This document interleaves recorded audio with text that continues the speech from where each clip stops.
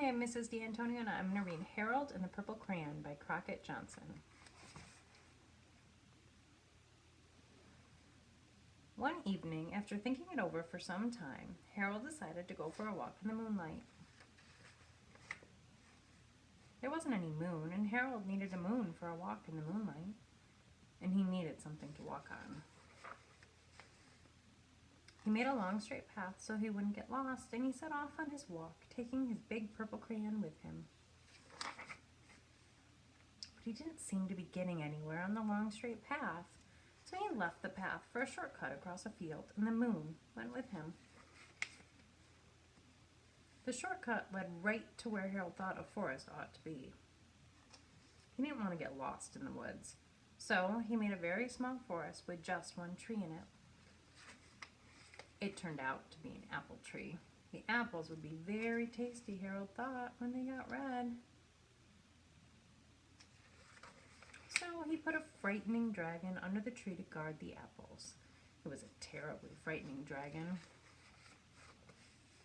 It even frightened Harold. He backed away. His hand holding the purple crayon shook. Suddenly he realized what was happening, but by then Harold was over his head in an ocean. He came up thinking fast, and in no time he was climbing aboard a trim little boat. He quickly set sail, and the moon sailed along with him. After he had sailed long enough, Harold made land without much trouble. He stepped ashore on the beach, wondering where he was. The sandy beach reminded Harold of picnics, and the thought of picnics made him hungry. So he laid out a nice, simple picnic lunch. There was nothing but pie, but there were all 9 kinds of pie that Harold liked best. When Harold finished his picnic, there was quite a lot left. He hated to see so much delicious pie go to waste.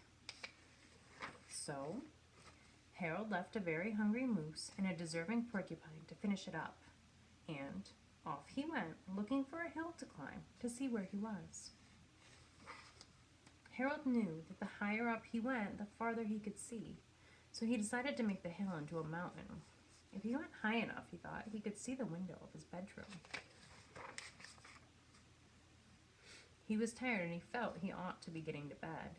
He hoped he could see his bedroom window from the top of the mountain.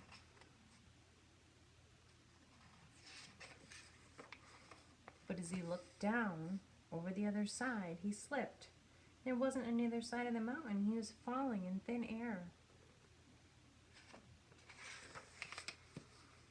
But luckily he kept his wits and his purple crayon.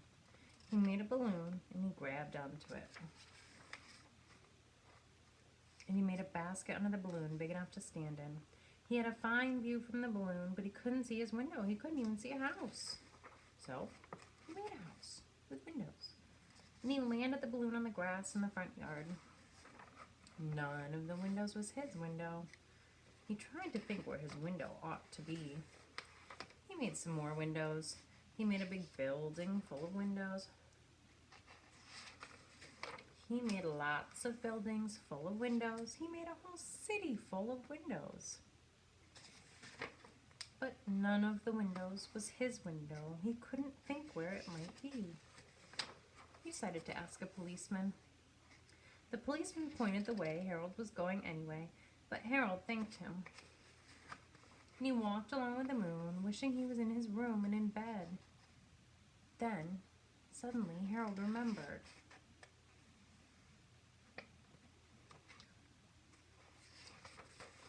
He remembered where his bedroom window was when there was a moon.